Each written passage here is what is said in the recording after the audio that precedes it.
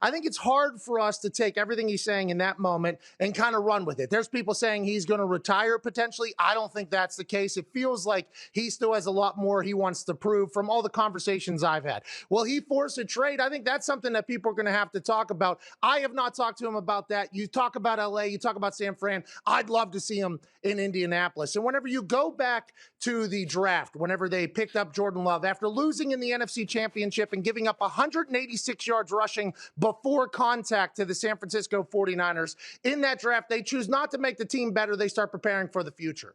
I, just like everybody else, and we have a diehard Packers fan in here named Ty Schmidt, who lost his mind immediately upon the draft pick because he thought it was the only selection that could piss off Aaron Rodgers. Now, I got a chance to talk to Aaron Rodgers last week about that. I actually asked him, why have you had such a good year? Is it because it's a spite year? Is it because you want to burn it all down? You know, Larry David had a spite store that did pretty well against the Mocha Joes, but everybody assumed that Aaron Rodgers was going to burn down the entire season. He said it wasn't that. It was not a crescendo moment. It was actually his perspective on life changing into a more positive one. It's not about the situations that happen to you. It's about how you react. He said that made him a better leader this year. That made him a better teammate. It thinks he made him a better football player. So I'm not 100% sure what the future holds. I have not reached out to ask him, but I do believe there's a lot of great football left for Aaron Rodgers. So I think, now this is not him telling me this, I think we can take retirement off the table. I think we let him disappear for a couple weeks, maybe even a month or so, and let him figure out what's going on.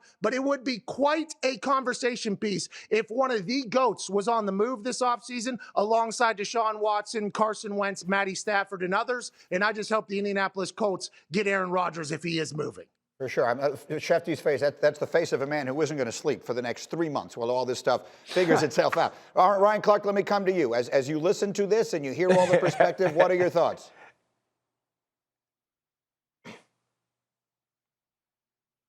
Well, listen, Shefty said that, you know, he may force his way out. The only way that we're going to see Aaron Rodgers, if I'm the Green Bay Packers, not in a Green Bay jersey or Green Bay Packers jersey, is if he's working on the Pat McAfee show Monday through Friday, because he got to retire to get away from me. You know, you talk about a divorce. No, I'm going to be the dude that sits in the house or the woman that sits in the house when his spouse or his significant other is talking all that trash. No, I'm finna leave this indoor-outdoor pool. I don't care that you got 15,000 square feet. I'm gone. I don't need to be here. And I would sit there like, go ahead and go then. Go ahead and leave.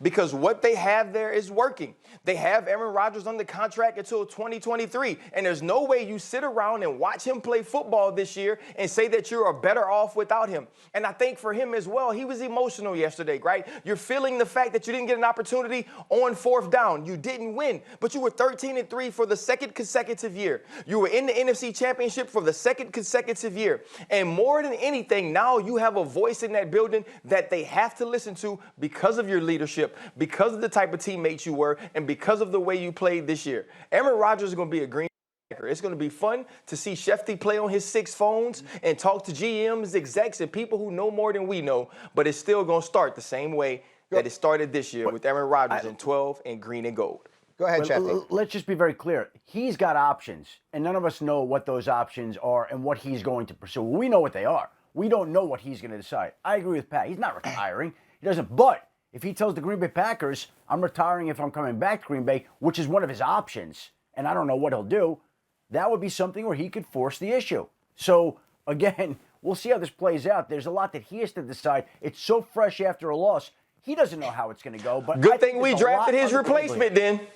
Well, that's the part of this that gets complicated, Dan Orlovsky, right, is that what they did last year was they basically started the clock ticking on the rest of his career in Green Bay. Now, they can try and undo that. But I think the point Shefty is making right now is that Aaron is going to have to go along with that.